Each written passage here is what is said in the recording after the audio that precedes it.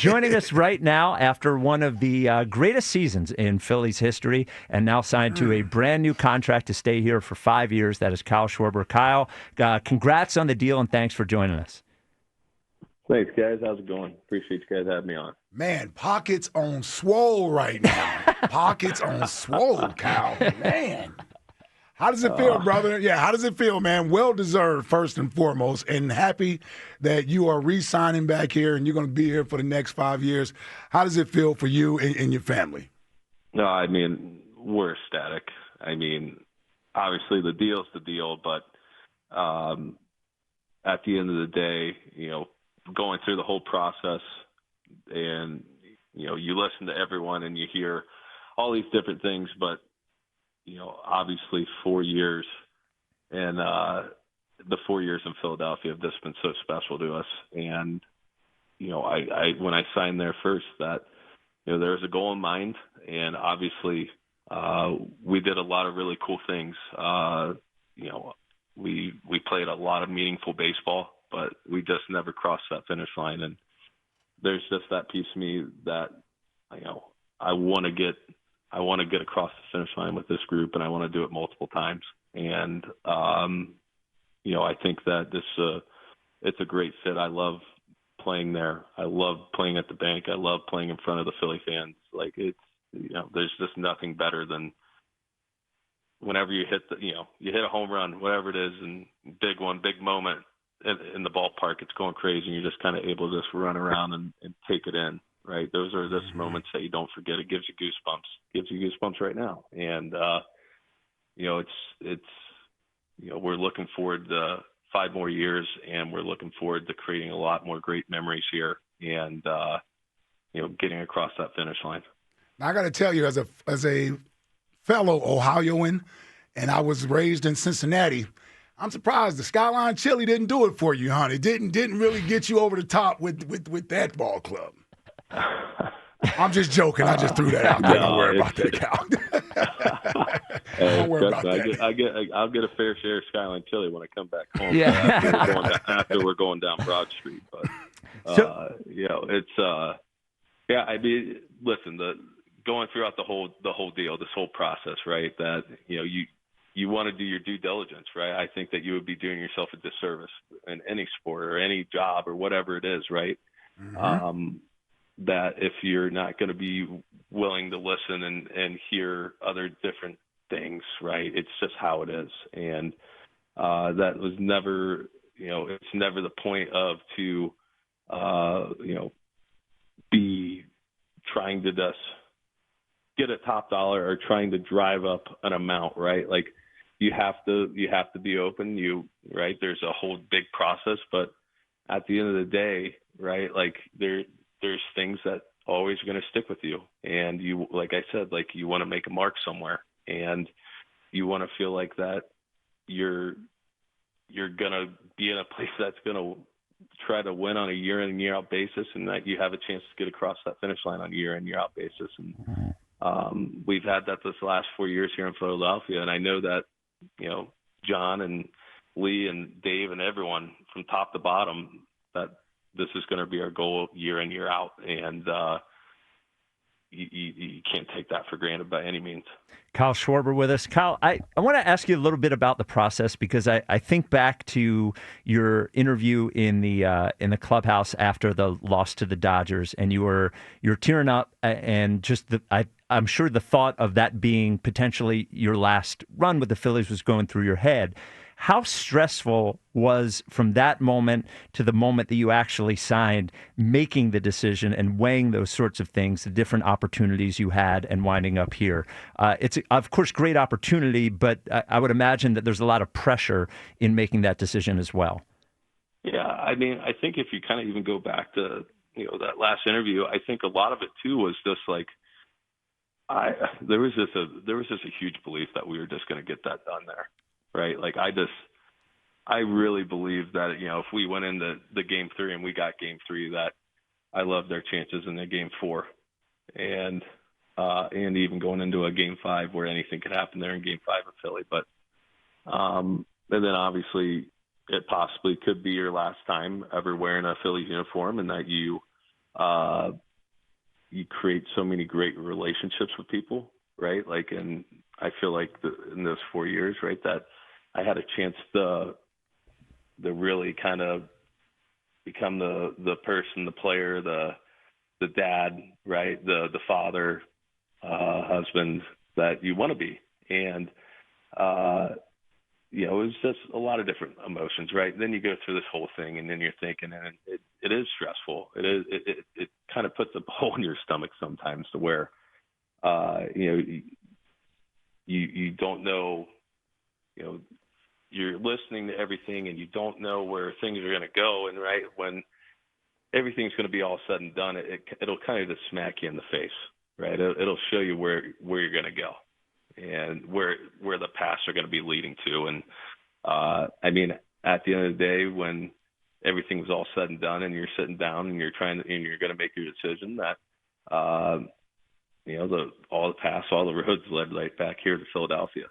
Again, I couldn't be more excited about it.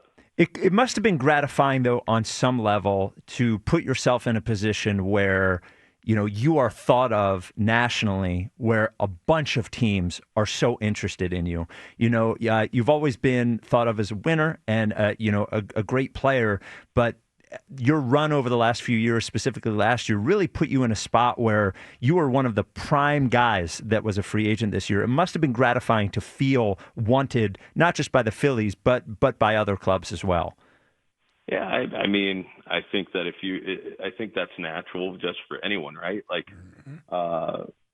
you spend, your entire, days, your nights, your end season, your off seasons, right? That you spend so much time just investing in how are you going to win today? How are you going to be better? What am I going to do now? Now it's the time of, you kind of look through the whole year and you undress yourself from top to bottom, and yeah, sure, great year, but what are you going to do to be better, right? Like, you gotta close different things, close different holes, and keep evolving and keep trying to stay up with the pace of the game, just because the game's going to keep evolving. And when you just pour so much time, sweat, effort, and you see kind of the continuous stress that you always put on your family and things like that, of always being on a road, and even at home, you don't get that much time with your kids. You try to spend as much time as you can, and then it's time to go to work, and it's time to really dig in and how you're going to attack the day. But so yeah, when you're doing all this, and you're going into and listening to different teams and how they look at you, how they value you, whatever it is. But yeah, it is a gratifying thing. And obviously my journey's been a little bit different here in the big leagues than some other people. And just to wind up at this moment, it is definitely a very satisfying feeling. But trust me, I know that there's a lot of things that come in with having you signing a deal, and now that you have to go out there and you want to continue to hold yourself to a very high standard. It's not just cashing in and checking out. This is you cashed in, and now you better show why you got it. So earlier you mentioned that, John Middleton flew down after the season, kind of talked to you about the future here and, his vision for the team. I mean, obviously you can't say everything, but what sold you on that there's going to continue to be winning baseball here in Philadelphia? Yeah, so, Mr. Middleton pretty much right after the season came over to the house in Philadelphia, and we just sat down, and it was actually kind of funny. He shot me a text and goes, "When are you going to leave?" And I gave him the day, and he goes, "Okay, how does tomorrow work around lunchtime?" I go, "Perfect." And sitting down, I'm going like, "Okay, like, do I order food, or what should I do here?" I'm like, I've never had this happen before. I'm like, okay, like what are we doing? I'm like, sure, we'll order some food here. And he comes to the door, and he's like, "Oh, I thought I was going to take you out to lunch." I was like, "Well, I ordered some food, so just come on in." Right. And so, I mean, we just had a really good conversation. I think that was, hold on, bud. 1 second. Daddy's on the phone. I think just being able to have that conversation with him, and it wasn't even just strictly baseball. I think it was just more about, getting to, know Mr. Middleton more and being able to, hear his beliefs, why he loves baseball so much. And obviously, yes, we talked about the future of the Phillies and where does he see us going? And, right, like, I think that at the end of the day, that baseball is, if we had 30 John Middletons, that this baseball would be in an amazing place, right? Like this, I think that Philadelphia needs to, I know that they have a really good understanding of the family, but his passion for wanting to put out a fantastic product for everyone there in the region to be able to tune into, to be able to come into Citizens Bank Park and watch a really high caliber team play a baseball game and go out there and win and play meaningful games and hold up a trophy again, right? Like those are his goals, and that just speaks to everything that a player could ever dream or want, right? To be able to feel like every time you step out of that clubhouse and you're walking on the field that you got a really good opportunity to win a baseball game, and you got a really good opportunity to go into the playoffs, and you got a really good opportunity to make a really deep run into the postseason, right? So the way that he talks about the Phillies and his passion for Philadelphia and just the organization in general, and the way that he treats everyone in his organization, not just players, front office, staff, workers at the ballpark, everything, right? Like it speaks volumes to how he runs his organization. And I think that we should all be lucky that he runs the Philadelphia Phillies. We certainly feel that way. With the era of baseball we've had since he became the primary guy here, there has definitely been a huge difference. You mentioned, Kyle, last year you guys thought if you got that game, you guys were going to get that series. And I think we all felt the same way. When you think back to last season and everything you guys went through and how it ended up, what is the biggest takeaway you have from last season? Man, it's a great question. I think that if you were to tell us that, okay, yeah, great, we did what we needed to do. We won our division, won, 96 games, I think it was, and we're going to be going into the division round, and we're going to be playing the Dodgers, and I think that there was, for us that, we didn't really execute what we needed to do kind of in that second game. Like I feel like that we had a mis-execution part for us personally, then it didn't lead to us, either putting ourselves in a position to win that baseball game. I think that that's how it goes, right? Those are those small things in the postseason that are really going to matter. And it's not because of, a bunt or whatever it is, right? Like it's, there's little minute details that matter throughout that whole play, right? Yeah. Like there's little minute details that go into a game 4 or whatever it is, right? Like those are things that matter in the postseason, and we know that. We've seen it. We've dealt with that before. And, we just have to continue to keep learning from that, because we're going to find ourselves in the postseason again. We know that. And we have to be able to keep putting ourselves in that position to be there.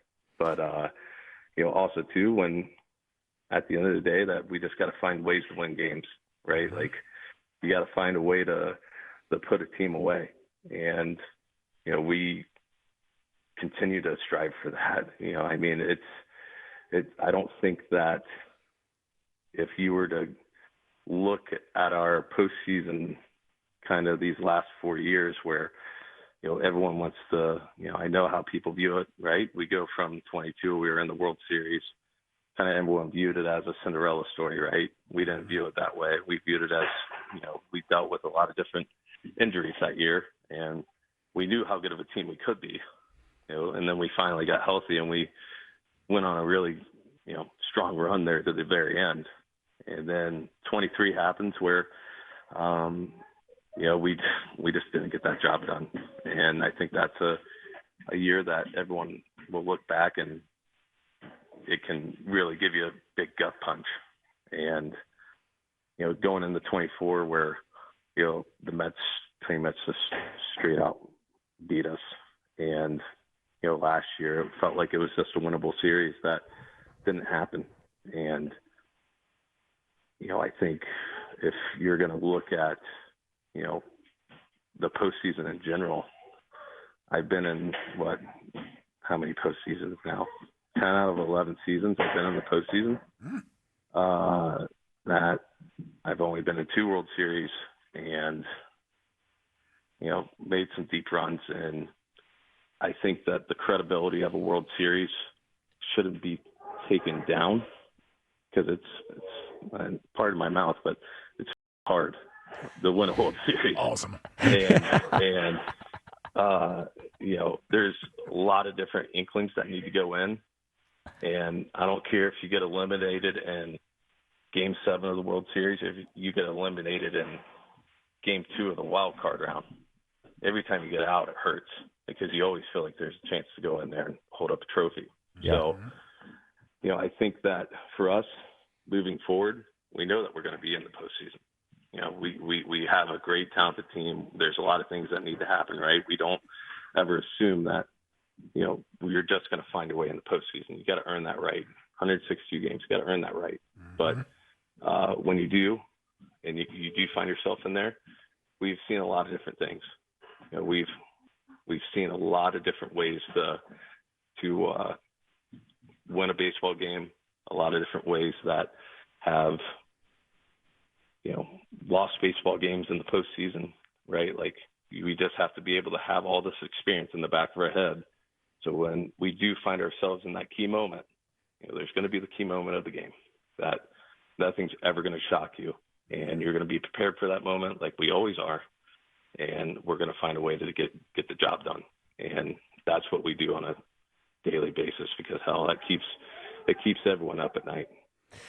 Well, Kyle, congratulations on the deal, man. We're so happy that you're back, and like you said it, we would love. It's always fun when the team wins the championship, but for you guys to keep building and building and have the ups and downs, for you guys to get there, I think would mean a lot to everybody in Philadelphia, and for you to be a part of it means a lot too. So, welcome back. Congrats. You buying anything cool? I mean, it's a pretty big contract. We didn't talk about it. Is something on your list? We got to get ready for a new baby. Okay. All there right. you go. Okay. Yeah, that'll cost you. Yeah, we're getting ready for baby number 3. Well, congratulations on that. Congratulations on the deal. And before we know it, we'll see you in Clearwater. So it's not a very long off season. So we'll see you soon. And congrats. Oh, real quick, Kyle. It's not some good news in the Schwarber house. Obviously, you just got a life-changing contract there, but also your Hoosiers, man. How about that win last week and now the number 1 seed in the college playoffs? That's got to be pretty cool. It has been a pretty exciting time. I'll tell you what. It's funny because being from Ohio, right? Mm-hmm. You grow up rooting for the Ohio team, right? Buckeyes. Yep. Yeah, exactly. Right. Yep. And obviously now, being from, going to college 3 years at Indiana before getting drafted, it means more when you've been there, you experienced it versus, never, spending time at a place, right? Yep. You get to root for your alma mater. Yep. And seeing what Sig's done over there with those guys in a 2-year span, I mean, I don't know if that's ever been done where kind of just the, getting the crap kicked out of you in the Big Ten, right? Then being in the college football playoff last year, obviously tough beat. But now, going in, being the number 1 team in the country, you took care of business in the Big Ten championship. And you got 3.5 weeks to get ready, get everyone healthy to make another run. So, oh man, it's a heck of a time. He's done such a fantastic job. What a great time for everyone at Indiana and all the alumni across the country. I know are so freaking pumped up about this, and it's going to be a fun time for the Hoosiers here once the Rose Bowl kicks off.